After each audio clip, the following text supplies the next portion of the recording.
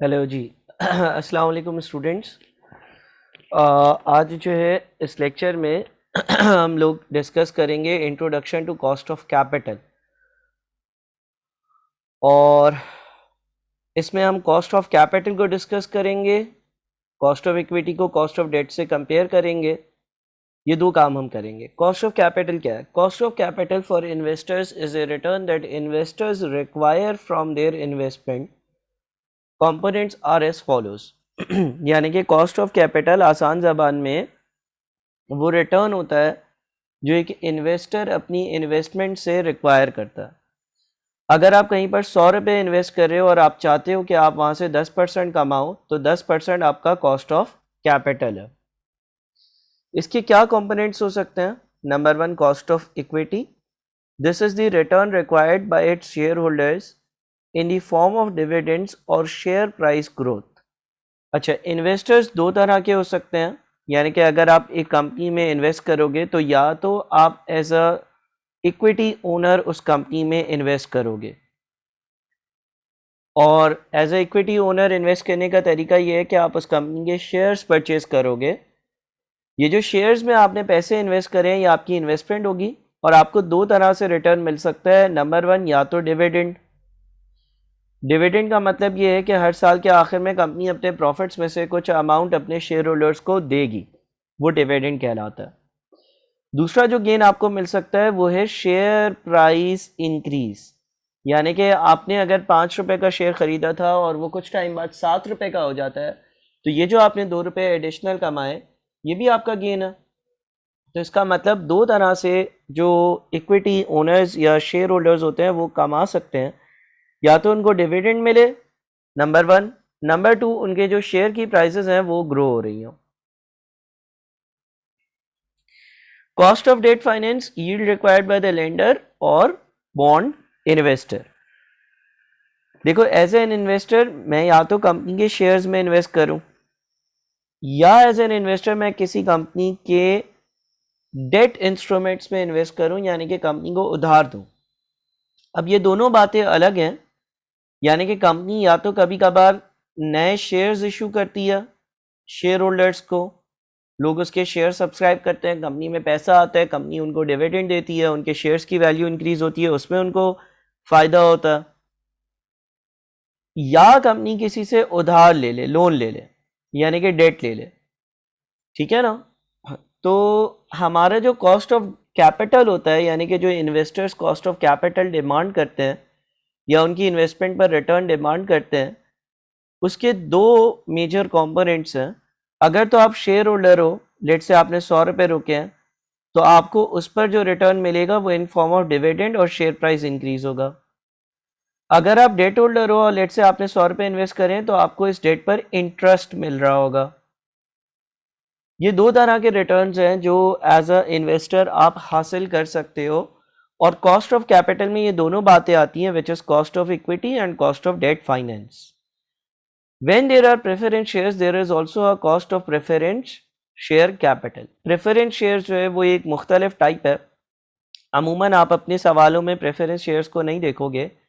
Preference shares के क्या characteristics होते हैं वो एक सेपरेट डिस्कशन में हम देखेंगे, लेकिन कभी कभार प्रेफरेंस शेयर्स भी कंपनी इशू करती है और उसके अगेंस्ट कंपनी को उसकी कॉस्ट पे करनी होती है।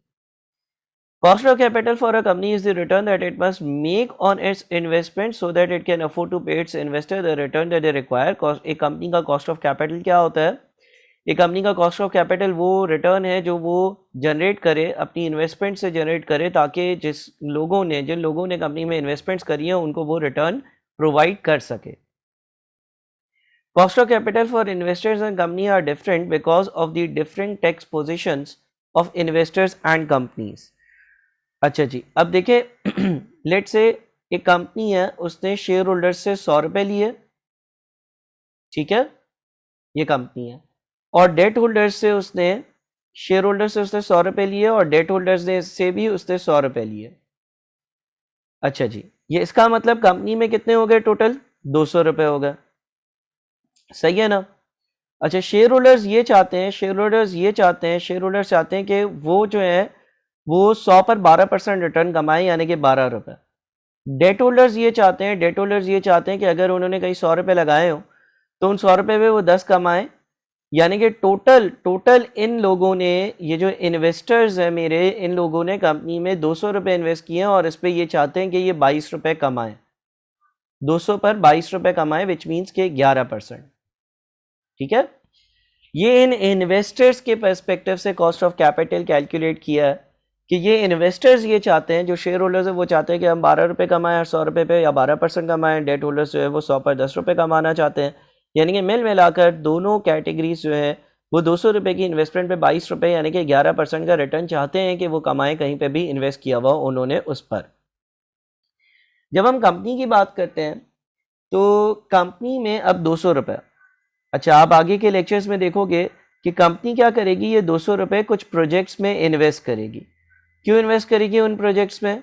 उन प्रोजेक्ट्स में इन्वेस्ट इसलिए करेगी ताकि उन प्रोजेक्ट से रिटर्न आए, उन प्रोजेक्ट से रिटर्न आए यानी कि पैसा आए, जो ये लोग इन्वेस्टमेंट करें प्रोजेक्ट्स में, उससे जो कमाया है वो चीज़ आए, और वो कमाया हुआ पैसा ये इन इन्वेस्टर्स को दे दें।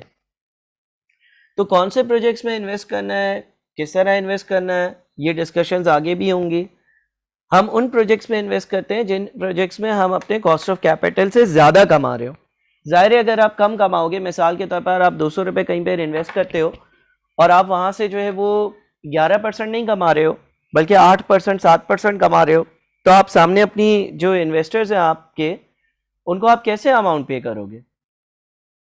तो इस इशू की वजह से आप जो भी प्रोजेक्ट्स में इन्वेस्ट करते हो वो उन प्रोजेक्ट्स में इन्वेस्ट करोगे जहाँ पर आप 200 पर 22 रुपये से ज़्यादा कमाओ। अच्छा, यहाँ पर एक बात बड़ी इंपॉर्टेंट है और ये बात जो है वो बहुत कम हाईलाइट करी जाती है, और वो बात यहाँ पर ये लिखी हुई है कि cost of capital for investors and company are different because of the different tax position of investors and companies. देखो ये हम आगे जाकर पढ़ेंगे कि हमारा जो क्या कहते हैं डिविडेंड वगैरह पे होता है या शेयर होल्डर्स को जो रिटर्न जाता है वो प्रॉफिट आफ्टर टैक्स में से जाता है, लेकिन जो डेट होल्डर्स होते हैं उनको जब हम रिटर्न पे करते हैं, उनको जब हम इंटरेस्ट पे करते हैं, डेट होल्डर्स इंटरेस्ट डिमांड करते हैं, तो उनको जब इंटरेस्ट पे किया जाता है तो वो interest profit before interest and tax में से माइनस होता है, इंटरेस्ट एक्सपेंस, और उसके बाद प्रॉफिट बिफोर टैक्स पर टैक्स चार्ज होता है और टैक्स चार्ज होकर प्रॉफिट आफ्टर टैक्स आता है।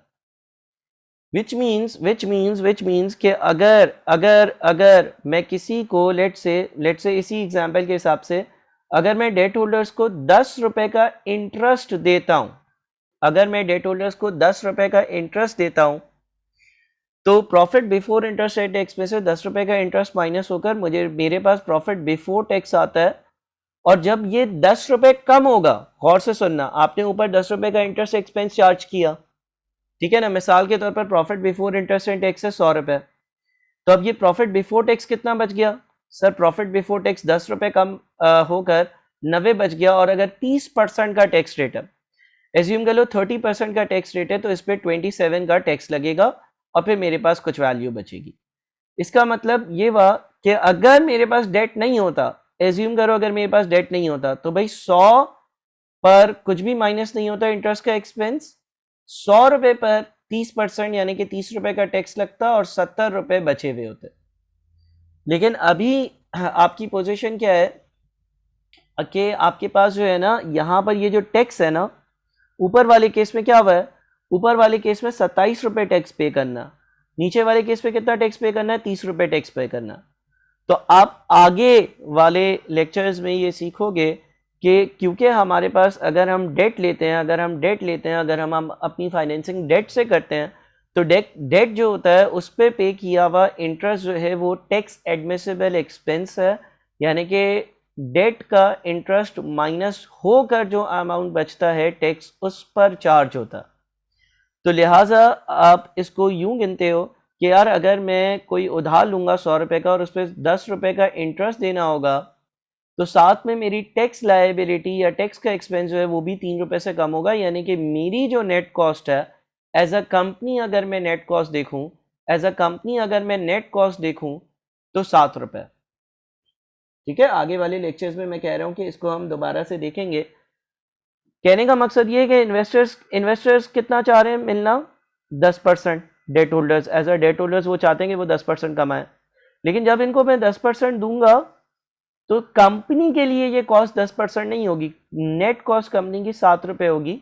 इसलिए क्योंकि अगर 30% का टैक्स रेट है तो 10 रुपये के इंटरेस्ट एक्सपेंस की वजह से 3 रुपये से टैक्स का एक्सपेंस कम हो जाता है, और 3 रुपये से टैक्स का एक्सपेंस कम होता है तो नेट खर्चा जो है वो 7 रुपये रहता है।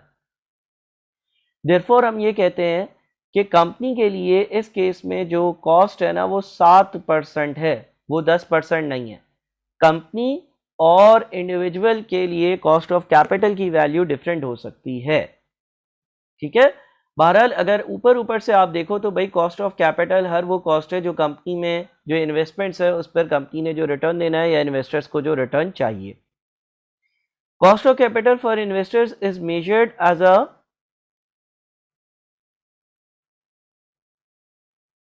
Pre tax cost of capital. Pre tax का मतलब कि टैक्स से पहले 10%। Cost of capital for companies recognizes that interest costs are an allowable expense for tax purposes. जब हम कंपनीज का कॉस्ट ऑफ कैपिटल कैलकुलेट करेंगे तो हम ये बात नोट करेंगे कि कंपनी के लिए अगर 10 रुपये का इंटरेस्ट का एक्सपेंस हो तो उसकी टैक्स लायबिलिटी भी कम होती है, तो उसकी नेट कॉस्ट जो है वो 7 रुपये होती है। अच्छा, आप दोनों को कंपेयर करते हैं, कॉस्ट ऑफ कैपिटल और कॉस्ट ऑफ डेट को ज़रा कंपेयर करते हैं।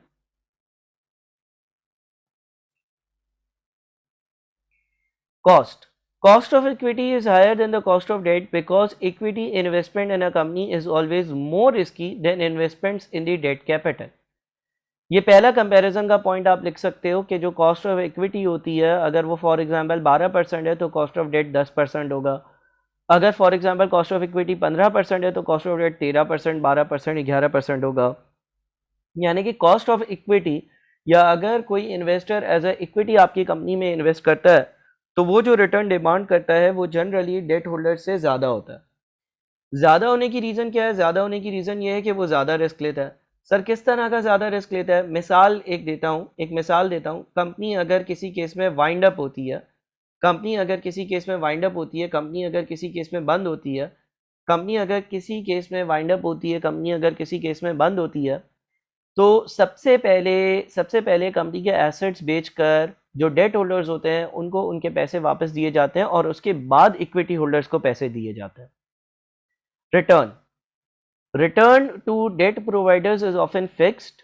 इन contrast, earnings per share are volatile and can go up or down depending on changes in the company's profitability. जो रिटर्न और डेट होता है वो जनरली फिक्स्ड होता है। मिसाल के तौर पर आपने 100 रुपये का लोन लिया और आपके उस पर आपको 10 रुपये का रिटर्न देना है, 10% रिटर्न देना है, तो हर साल आपको 10 रुपये 10 रुपये 10 रुपये 10 रुपये 10 रुपये पे करने होंगे। लेकिन जब हम इक्विटी इन्वेस्टमेंट्स की बात करते हैं तो हर साल सेम प्रॉफिट हो और सेम डिविडेंड्स दिए जाएं ये ज़रूरी नहीं है। कभी कंपनी ज़्यादा डिविडेंड देंगी, कभी कंपनीज कम डिविडेंड देंगी, डिपेंडिंग के कंपनी कितना डिविडेंड पे कर सकती है, डिपेंडिंग के कंपनी ने कितना प्रॉफिट कमाया है। अगर कंपनी ने बिल्कुल प्रॉफिट नहीं कमाया तो ऐसा भी हो सकता है कि कंपनी डिविडेंड ही ना दे। Contractual rights, debt providers have a contractual right to receive interest and repayment of principal. If the company fails to make payments on schedule, the debt providers can take legal action to protect their contractual rights, whereas shareholders do not have any rights to dividend payments.